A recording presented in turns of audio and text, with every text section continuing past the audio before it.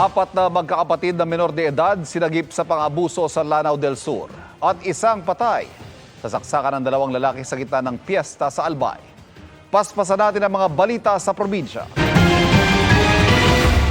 Dalawang lalaki nagsaksakan sa isang piyesta sa Legazpi City, Albay. Patay ang 30 anyos na biktima habang nagpapagaling sa ospital ang 44 anyos na suspect. Ayon sa pulisya, unang bumunot ng kutsilyo ang suspect at saka sinaksak ang biktimang nakaganti rin ng saksak. Matagal na raw may alitan ng dalawa. Hinihintay pa ng pulisya kung mag-aabla ang pamilya ng biktima. Apat na magkakapatid na menor de edad sa Lanao del Sur, inabuso umano ng sariling pinsan.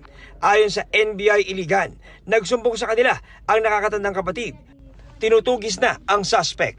Isa sa ilalim sa stress debriefing at medical intervention ng Municipal Development Office ang mga biktima. Pet shop sa Tanawan, Batangas. Tinangkang hold upin ng isang lalaki. Ang suspect na nalutok pa ng kutsilyo bago mang hold up, hinabol ng mga tricycle driver hanggang naaresto ng mga pulis. Sabi ng suspect, nagawa lang niya ang krimen dahil sa hirap ng buhay. Naibalik sa biktima ang mga nakuwang gamit. Sa Talisay City, Cebu, patay sa saksak ang isang e-bike driver. Batay sa investigasyon, habang nagmamaneho ay nakikipagtalo ang biktima sa live-in partner niya. Pagbaba ng dalawa, may nakasalubong silang dalawang lalaki at isa sa kanila ang sumaksak sa biktima. Agad nahuli ang suspect na e-bike driver din at sangkot noon sa pagdinakaw at pagdroga. Ayon sa pulisya, maaring napagtripan lang ang biktima. Isang shotgun unit, handgun at mga bala na-recover sa pinuupahang silid sa Cagayan de Oro City.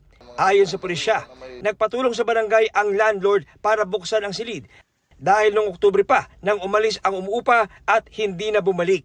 Hawak na ng pulisya ang mga armas at inaalam ang pagkakakilanlan ng lalaking nagrenta. Para sa GMA Integrated News, John Consulta, nakatutok 24 oras. Mga kapuso, patuloy na tumutok sa mga balita. Mag-subscribe sa GMA Integrated News sa YouTube. Sa mga kapuso abroad, samahan niyo kami sa GMA Pinoy TV at www.gmanews.tv.